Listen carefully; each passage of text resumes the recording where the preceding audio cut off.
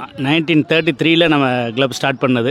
ஒரு காலகட்டத்தில் பிளேயர்ஸே இல்லாமல் சரி இதோட கிளப் இதோட முடிஞ்சிச்சு அவ்வளோதான் அப்படிங்கிற மாதிரி ஒரு சுச்சுவேஷன் வந்துருச்சு. எங்கள் கிளப்பை பொறுத்த வரைக்கும் பழைய பிளேயர்ஸ் இங்கே விளாண்ட பழைய பிளேயர்ஸ் வந்து நல்ல ஃபுல் சப்போர்ட் பண்ணுறாங்க. ஃபைனான்ஷியலாகவும் மற்றபடி விளையாடுறதுக்கு எல்லாத்துக்குமே சப்போர்ட் பண்ணுறாங்க. விளையாட தெரிஞ்சால் போதும், அவன் நம்ம பிளேயர் அவ்வளோதான். மற்றபடி எங்களுக்கு வந்து திறமை தான் இங்கே முக்கியம். இன்சூரன்ஸ்லாம் இது வரைக்கும் போட்டதில்லை. ஆனால் ஒரு பிளேயருக்கு இன்ஜுரி, சாதாரணமாக இன்ஜுரி ஆனாலும் ஒரு 500 ரூபா 1000 ரூபா செலவானாலும் சரி, 1,10,000 1 லட்ச ரூபா செலவானாலும் சரி, இது வரைக்கும் பண்ணியிருக்கோம். இப்போ ரீசெண்டாக கூட ஒரு பையனை ப்ராக்டிஸ் பண்ணையில் கை அடிச்சு ஆடி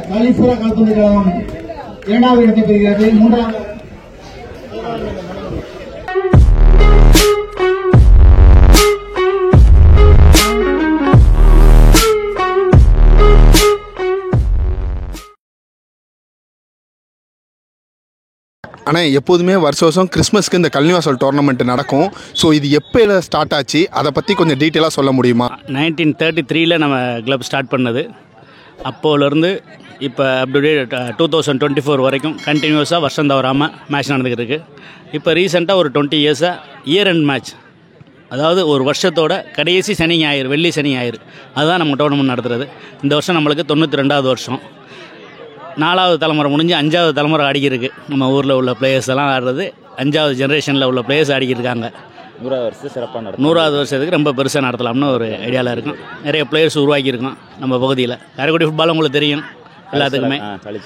காளீஸ்வரம் ஃபுட்பால் கிளப்புங்கிறது நம்ம ஏரியாவில் பழமையான கிளப்பு. 92 வருஷம் நம்ம. ஆனால் 92 வருஷங்கும் போது மிகப்பெரிய ஸ்ட்ரகிள் வந்து ஆயிருப்பீங்க இல்லைண்ணே?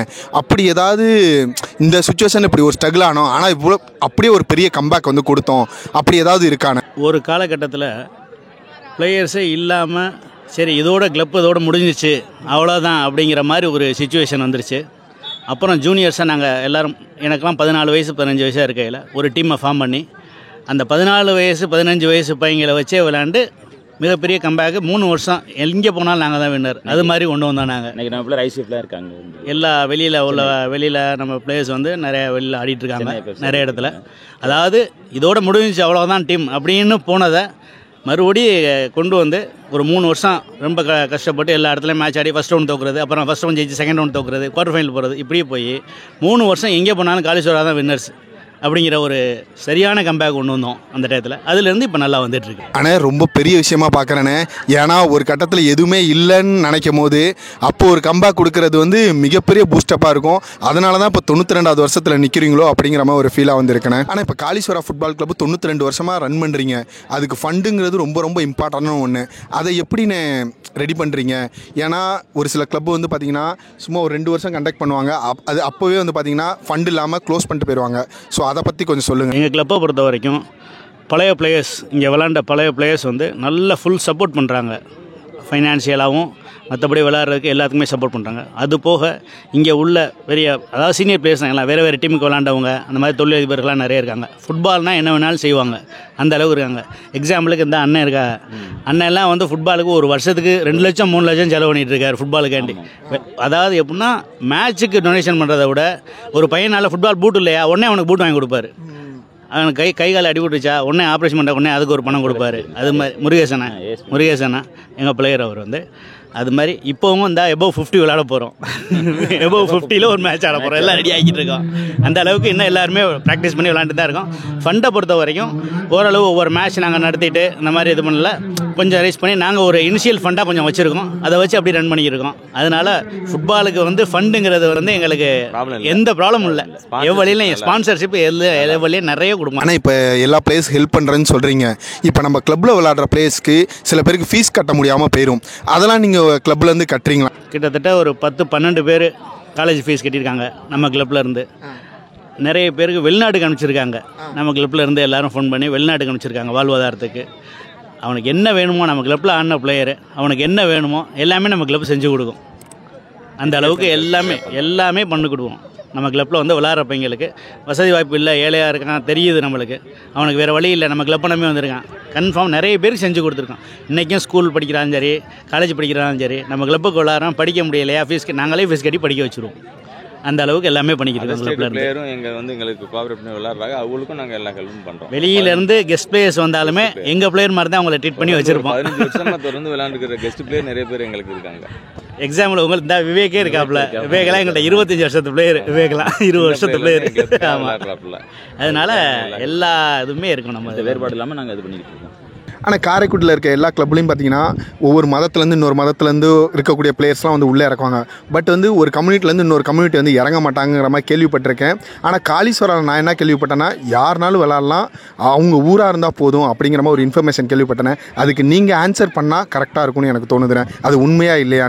அதாவது எங்களுக்கு சொல்லிக் கொடுத்தவங்களே என்ன சொல்லிக் கொடுத்துருக்காங்கன்னா, we see the sports through the வேர்ல்டுன்னு சொல்லியிருக்காங்க. அதனால் வந்து விளையாட தெரிஞ்சால் போதும், நாங்கள் யார் என்னன்னே பார்க்க மாட்டோம். விளையாட தெரிஞ்சால் போதும், அவன் நம்ம பிளேயர், அவ்வளோதான். மற்றபடி எங்களுக்கு வந்து திறமை தான் இங்கே முக்கியம். அவையா மதம் அதெல்லாம் வந்து அப்பாற்பட்டது. திறமை தான் முக்கியம். இங்கே யாருக்கு திறமை இருக்கவங்களுக்கு இங்கே வாய்ப்பு கிடைக்கும். எந்த வேறுபாடுமே இருக்காது. இங்கே எல்லாரும் அண்ணன் தம்பியா சகோதரன் அப்படி தான் பழகுமே ஒழிய விளையாட வந்துட்டால் எங்களுக்குள்ள வேறுபாடே இருக்காது எப்போவுமே. இப்போ இல்லை, அந்த காலத்தில் இருந்தே, பழைய காலத்தில் இருந்தே. அதான் சொல்கிறேன், இது 5வது ஜென்ரேஷன் அந்த மாதிரி தான் நாங்கள் உலகத்தையே எல்லாமே பார்க்குறோம். அதனால எங்களுக்கு விளையாட வந்துட்டா எந்த வேறுபாடும் கிடையாது. அண்ணன் தம்பி தான் எல்லாருமே. மற்றபடி வெளியில் 1000 பேர் 1000 சொல்லலாம், நாங்கள் வந்து அது கிடையாது, எப்போவுமே கிடையாது. நான் ரொம்ப ஒரு ஓப்பனான ஒரு கொஸ்டின் கேட்டேன், அதுக்கு நீங்கள் ஆன்சர் பண்ணதுக்கு ரொம்ப ரொம்ப நன்றிண்ணே. ஆனால் இங்கே காரைக்குடி செவன்ஸை பொறுத்த வரைக்கும் இன்ஜுரி வந்து அதிகமாக வந்து ஆகும். நான் ஆல்ரெடி நிறைய வீடியோவில் சொல்லியிருக்கேன் என்னென்னா பிளேயர்ஸ்க்கு வந்து இன்சூரன்ஸ் போடணும்னு சொல்லி. ஸோ அதை உங்கள் கிளப்பில் இருக்க பிளேயர்ஸ்க்கு எல்லாருக்கும் தேவையில்ல, தொடர்ந்து வந்து விளையாடுவாங்க பார்த்தீங்களா, அவங்களுக்கு ஒரு 5 பேருக்கோ 10 பேருக்கோ போட்டிங்கன்னா அதை பார்த்துட்டு இன்னும் இருக்க கிளப்லாம் ஏதாவது ஒரு ஸ்டெப்பு வந்து எடுப்பீங்களாண்ணே? இப்போ பிளேயருக்கு இன்ஜுரி ஆச்சுன்னா நீங்கள் வந்து இன்சூரன்ஸ் பண்ணணும்னு சொல்கிறீங்க. நாங்கள் இன்ஜுரி ஆனால் நாங்களே வந்து எல்லாமே பார்த்து கொடுத்துக்கிட்டு இருக்கோம். இன்சூரன்ஸ்லாம் இது வரைக்கும் போட்டதில்லை. ஆனால் ஒரு பிளேயருக்கு இன்ஜுரி, சாதாரணமாக இன்ஜுரி ஆனாலும் ஒரு 500 1000 செலவானாலும் சரி, 1,10,000 1,00,000 செலவானாலும் சரி, இது வரைக்கும் பண்ணியிருக்கோம். இப்போ ரீசெண்டாக கூட ஒரு பையனை ப்ராக்டிஸ் பண்ணையில் கை அடிச்சு அடிபடுது, அவனுக்கு ஆப்ரேஷன் கிட்டத்தட்ட 50,000 செலவு பண்ணி ஆப்ரேஷன் பண்ணிகிட்டு இருக்கோம். ஆனால் இன்சூரன்ஸ்லாம் என்ன நாங்கள் எதுவும் போடலை. அந்த அளவுக்கு நாங்கள் வந்து என்ன அதை இதாகலை. ஃப்யூச்சரில் பண்ணலாம் அது மாதிரி. ஆனால் இதை வந்து ஒரு ரெக்வஸ்ட்டாக வச்சுக்கோங்க. இப்போ கேரளா செவன்ஸ் போயிட்டீங்கன்னு வச்சுக்கோங்க, அங்கே எல்லா பிளேஸ்க்கு வந்து இன்சூரன்ஸ் இருக்குது. காரைக்குடி செவன்ஸுங்கிறது பார்த்தீங்கன்னா பழமையான செவன்ஸு. ஸோ அதுக்கு நீங்கள் உங்கள் அசோசியேஷனில் எல்லோரும் பேசி நீங்கள் கெஸ்ட் வர பிளேஸ்க்கு போகணுன்னு கூட நான் சொல்லலை, இங்கே இருக்க லோக்கல் பிளேஸ்க்கு போட்டிங்கன்னா ரொம்ப ஹெல்ப்பாக இருக்குங்கிறது என்னோடய ரெக்வஸ்ட்னு கூட வச்சுக்கோங்கண்ணே. ஆனால் அடுத்து நம்ம கிளப்பில் வந்து பார்த்தீங்கன்னா யங் பிளேயர்ஸ் நிறைய பேர் வராங்க. ஸோ அவங்களுக்கு எந்த மாதிரி ட்ரைனிங் வந்து கொடுத்துக்கிட்டு வந்திருக்கீங்கண்ணே? இப்போ நம்ம கிளப்பை பொறுத்த வரைக்கும் அண்டர் 12, அண்டர் 14, அண்டர் 16 3 செஷன் இருக்காங்க. 3 செஷன் ரெகுலராக வீக்கெண்ட் 2 டேஸ் வந்து மார்னிங் ஈவினிங் ப்ராக்டிஸ் பண்ணிக்கிட்டு இருக்காங்க. அது போக வெளியில் அகாடமிஸ்லேயும் நிறைய நம்ம பசங்க இருக்காங்க, சின்ன பசங்க. நம்ம கிளப்பை சேர்ந்த பசங்க இங்கே வர முடியாதவங்க வெளியில் அகாடமிஸ்லேயும் போயிருக்காங்க. எல்லாருமே கிராஸ் ரூட்ஸ் நல்ல டெவலப் ஆகிட்டு இருக்கு. இன்னும் 2 வருஷம் 3 வருஷத்தில் அதோட பலனை எதிர்பார்க்கலாம் நம்ம வந்து. ஆனால் நான் இன்டர்வியூ கேட்டேங்கிறதுக்காக நீங்கள் ஒரு மிகப்பெரிய ஒரு இன்டர்வியூ வந்து கொடுத்துருக்கீங்க. கண்டிப்பாக அடுத்து வரக்கூடிய நிறைய பிளேஸை நீங்கள் வந்து உருவாக்கணும். முக்கியமாக கிராஸ் ரூட் பிளேஸ்க்கு நிறைய ட்ரைனிங் கொடுங்க. அவங்க நம்ம தமிழ்நாட்டுக்காக ஆடணும், இந்தியாவுக்காக ஆடணும் அப்படிங்கிற ஒரு ரெக்வஸ்ட்டை உங்களுக்கு வைக்கிறேண்ணே. சந்தோஷண்ணே. இரண்டாவது இடத்தை பெறுகிறது. மூன்றாவது